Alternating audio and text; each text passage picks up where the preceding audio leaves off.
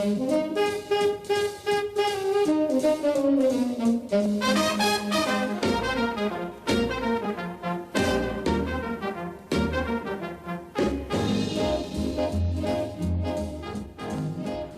the Front Range of the Rocky Mountains in beautiful Colorado, it is Thursday, October 22nd, 2020, and this is Truly News. I am your host, Jason Van Sickle. The week is almost over, and I hope that your week has been going well. As we begin this new day, let's focus on increasing your knowledge and expanding your insights with a review of the day's news. As always, we start with a look at the top headlines from across the country. Our first headline is from National Public Radio. The Director of National Intelligence announced yesterday that the intelligence community believes Iran and Russia obtained voter record information which enabled voters in Alaska and Florida to be targeted with intimidating emails. Posing as members of the white supremacist group the Proud Boys, emails threatened voters to vote for Trump, quote, or else, unquote. Our next headline comes from the Wall Street Journal. On Wednesday, the Justice Department unveiled a settlement with Purdue Pharma, the maker of OxyContin. The company agreed to plead guilty to 3 felonies related to its marketing and distribution of the powerful painkiller as part of an $8.3 billion settlement. This ends a years-long federal investigation into Purdue Pharma's tactics, which the government said helped fuel the opioid crisis. However, the settlement seems to be largely symbolic since the bankrupt company's assets fall well short of $8 billion. Also in the headlines, from USA Today, 5 things to know this Thursday. Number 1, the final Trump-Biden debate is tonight from 9 to 10 p.m. Eastern Time. Number 2, Senate panel to vote on Amy Coney Barrett's nomination today with a final confirmation vote likely on Monday. And number 3, Pence will head to his home state of Indiana between rallies today to raise much-needed campaign funds. Number 4, the FDA group that approves new drugs will hold its first meeting today about potential COVID-19 vaccines. And number 5, Colorado continues to fight the largest wildfire in its state's history. And finally, in our look at the top headlines, here are the stories that are crossing the wire at Reuters News. First from Reuters, former President Barack Obama returned to the campaign trail on Wednesday with a blistering attack on Donald Trump. Also from Reuters, the Health and Human Services Secretary said on Wednesday that the United States is likely to have enough safe and effective COVID-19 vaccines available to inoculate the most vulnerable Americans by the end of 2020. And our final headline from Reuters, after reports early on Wednesday of progress being made on a new coronavirus aid bill, negotiations faced a setback when President Trump went on the attack against Democrats, saying they were unwilling to craft an acceptable compromise. And those are your top headlines for today. Now, I turn things over to our announcer, Ron Johnson, with a word from our sponsor. Today's show is sponsored by Hooters and Cabooses, a 500-acre owl preserve you can tour by train. What could be more exciting than an afternoon looking for cute little Hooters in a forest full of trees while conductor Coyote Bob takes you around the park on his pedal-powered train? Thank you to Hooters and Cabooses for their sponsorship of today's show. Thank you, Ron. And now we return to the news. In Social Issues and Trends, our first article is from the Gallup Polling Agency. U.S. satisfaction with women's treatment remains low. America's satisfaction with the treatment of women in society fell to a record low in 2017 after the emergence of the Me Too movement and remains at that level. Just over half of U.S. adults, 54%, are satisfied with the treatment of women in society, down roughly 10% since 2016, and well below the 67 to 72% range that occurred between 2001 and 2013. And in other news involving social issues and trends, an article from the Pew Research Center. A majority of young adults in the U.S. live with their parents for the first time since the Great Depression. The coronavirus outbreak has pushed millions of Americans, especially young adults, to move in with their family members. The share of 18 to 29-year-olds living with their parents has become a majority since U.S. coronavirus cases began spreading earlier this year. 52% of young adults now reside with one or both of their parents, which surpasses the previous peak that occurred during the Great Depression. And that is your update on social issues and trends. In Earth and environmental news, our first article is from Science News. Even the deepest, coldest parts of the ocean are getting warmer. Thermometers at the bottom of the Atlantic Ocean recorded an average temperature increase over the last decade. The new research was recently reported in the journal Geophysical Research Letters. Temperature records for the two deepest spots reveal a clear trend of warming over the decade. Waters almost 15,000 feet below the surface warmed an average of about 1/2 of a degree. This is significant since warmer water rises, so it takes a lot of heat to generate even this little bit of warmth so deep in the ocean. It is too soon to judge whether human activity or natural variations are causing the patterns, so scientists will continue to monitor the ocean's temperatures.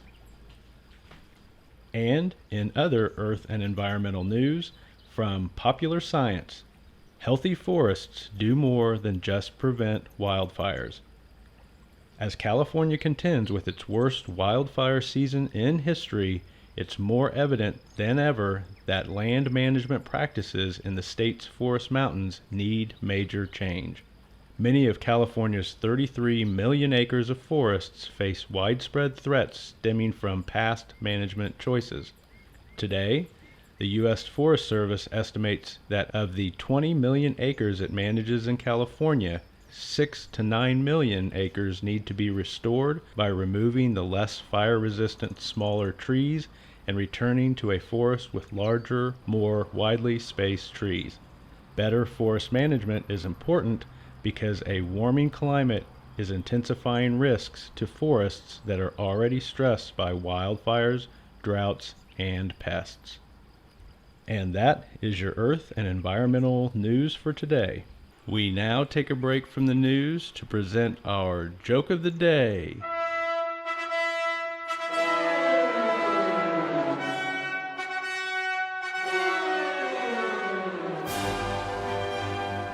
As usual, bringing us the joke of the day is my friend Billy Cunningham.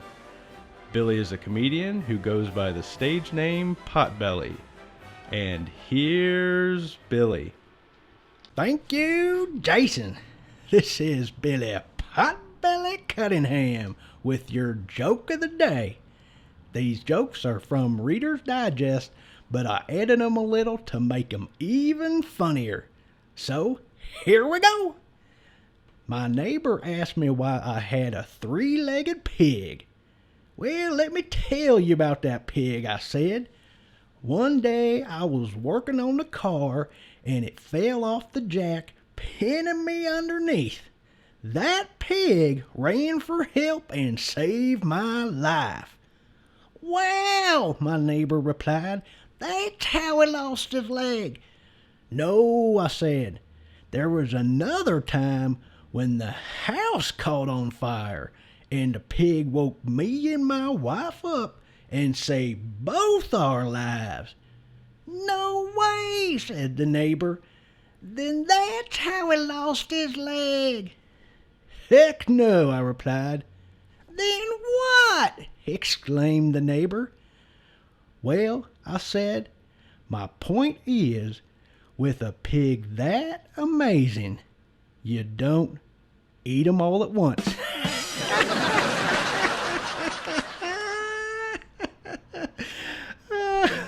Oh, just kidding. I ain't got a pig. Well, that is your joke of the day. Until next time, be kind to others, be good to yourself, and keep on smiling. This is Billy Potbelly Cunningham. Over and out. There you have it, folks. Billy and his top 5 countdown. Thanks, Billy. It is now time to review the news from the world of science and technology. Our first article is from the National Science Foundation. Reviving cells after a heart attack. In a heart attack, obstructed blood flow causes heart muscle cells to die from lack of oxygen. This can cause heart failure.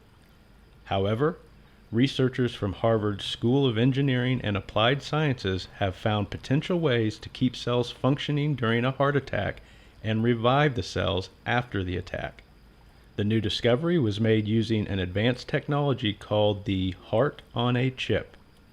A heart on a chip creates a controlled environment that mimics the biology of the human body so that scientists can experiment on living cells in a laboratory setting.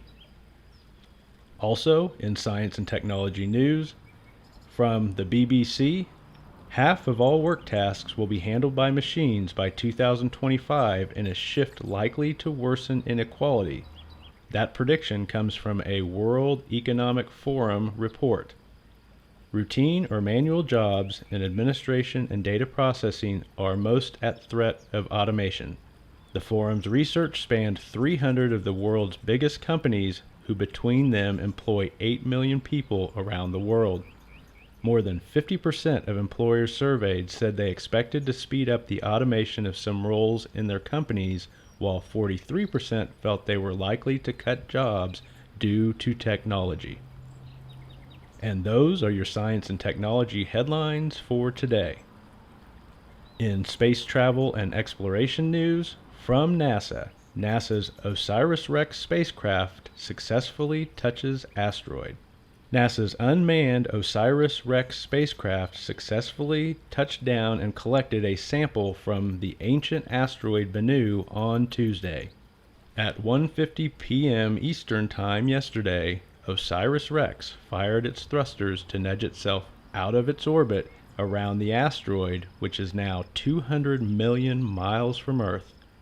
After a 4-hour descent, the spacecraft fired its thrusters again to match the asteroid's rotation, and then continued its treacherous descent past a boulder the size of a 2-story building to finally touch down in an area the size of a small parking lot.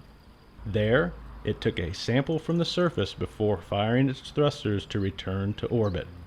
Since it takes 18 minutes to send and receive signals from the spacecraft, the entire maneuver was accomplished using a pre-programmed set of instructions from NASA and the spacecraft's own onboard telemetry system. The dust and pebbles collected by OSIRIS-REx will be returned to Earth in 2023 after it makes its long journey home. Also in space travel and exploration news, from space.com. 1-year anniversary of first all-woman spacewalk.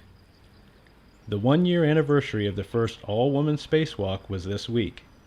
Christina Koch and Jessica Meir were part of the 2013 astronaut class, which was the first and only astronaut class to be 50% women.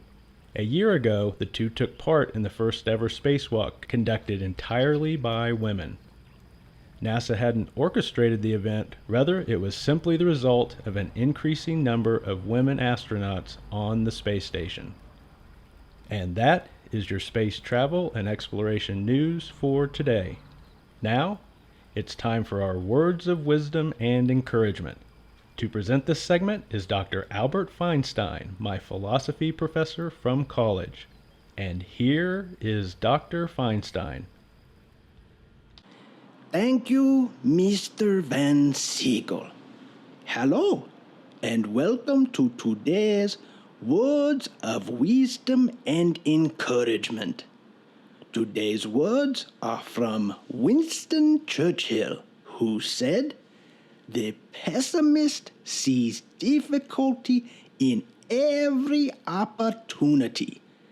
The optimist sees opportunity in every difficulty." What Churchill is pointing out is that those with a negative attitude expect and find difficulty. Those with a positive attitude expect and find opportunities.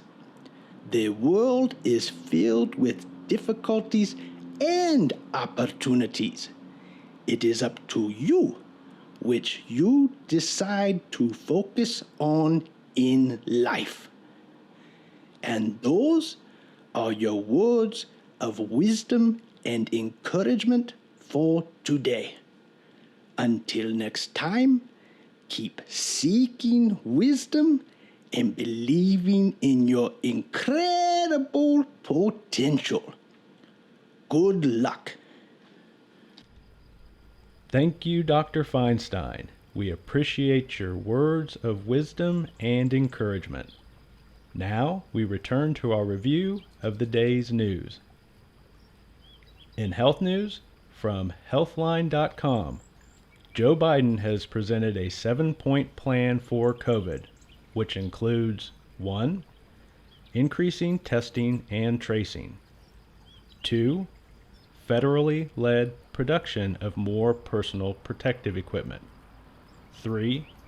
Consistent evidence-based national guidance from the federal government. 4. Create a plan to distribute an effective vaccine. 5. Provide ways to protect older adults and others most at risk. 6. Improve the national response to future public health threats. And 7. Mandate masks. Also in health news, from WebMD, the United Kingdom begins controversial coronavirus trial. British scientists will infect healthy volunteers with the coronavirus in hopes of speeding up vaccine development. Led by scientists at Imperial College London, people in the trial will be guaranteed treatment if they become ill.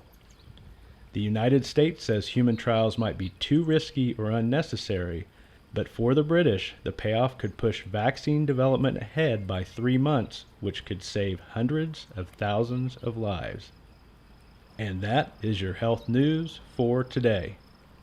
In entertainment news, we start with new movies, and today's movie is Love and Monsters. This movie stars Dylan O'Brien, Jessica Henwick, and Michael Rooker. The movie falls into the categories of adventure and comedy. And here is the description from IMDb. 7 years after the monster apocalypse, Joel, along with the rest of humanity, has been living underground. After reconnecting over radio with his high school girlfriend, Amy, who is now 80 miles away at a coastal colony, Joel decides to try to make it to Amy despite all the dangerous monsters that stand in the way. Love and Monsters is now available for rental on YouTube. Moving on, we look at newly released shows, and today's show is Lovecraft Country, starring Jonathan Majors, Journey Smollett, and Courtney Vance. This series falls into the categories of drama, fantasy, and horror. And here is the description from IMDb. Lovecraft Country follows Atticus Freeman as he joins up with his friend Letitia and his uncle George to embark on a road trip across 1950s Jim Crow America in a search for his missing father. This begins a struggle to survive and overcome both the racist terrors of white America and terrifying monsters. Season 1 of Lovecraft Country is now streaming on HBO Max. Finally, in our entertainment news, we look at newly published books. And our book for today is The Invisible Life of Addie LaRue by V.E. Schwab. This book is presently number 5 on the New York Times fiction bestseller list. Here is a summary from Amazon.com. It is France, 1714, and in a moment of desperation, a young woman makes a Faustian bargain to live forever. The result, she is cursed to be forgotten by everyone she meets. Thus begins the extraordinary life of Addie LaRue and a dazzling adventure that will play out across centuries and continents. The Invisible Life of Addie LaRue is now available in print at your local bookstore, and it is also available in print, Kindle, and audiobook formats on Amazon. And that concludes our entertainment news for today. As always, we end our broadcast with a look at what we call Happy News. And here is your happy news story for the day. From Buffalo, New York, everyday hero, Pastor Eric Johns. When there's a need in the community, the Buffalo Dream Center is there to help, and that hasn't changed during the coronavirus pandemic. Eric Johns, head of the Buffalo Dream Center, said that 3,000 volunteers have helped throughout the pandemic to feed over 13,000 families. The organization also holds church services for the community, which includes services for over 100 homeless men and women. The Buffalo Dream Center opened in the 1990s, and since then, Johns has created many programs to help many people in the community. People say to me, "Pastor Eric, my life wouldn't be the same without you." And I always turn right around and say, "My life wouldn't be the same without you." And that is your news for October 22nd, 2020. Have a wonderful day.